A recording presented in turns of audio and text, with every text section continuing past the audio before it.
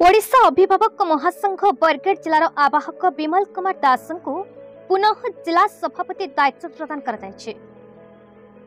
आवाहक पदर जिला सभापति पद को पदोन्नति कर महासंघर अन्यतम वरिष्ठ सदस्य आशुतोष रथ वाल्मीकि षडंगी संघमित्रा पटेल मनीषा गुप्ता वृंदावन बेहेरा सारथी मेहेर वर्षाराणी षडंगी उमेश प्रधान आदि उपस्थित थे।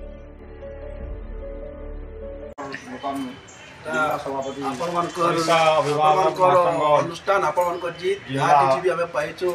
मान मर्यादा सब मोर भौणी मोर भाई मोर सहयोगी मोर सहपाठी मोर भाई समस्त नववर्षर 2024 अनेक अनेक शुभेच्छा।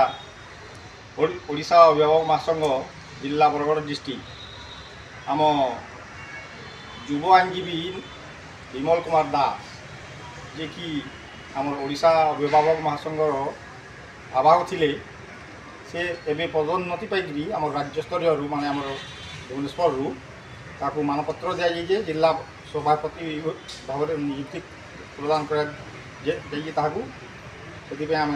अशेष अशेष धन्यवाद। बरगढ़ जिलूर टिकालाल त्रिपाठी रिपोर्ट, भारत न्यूज।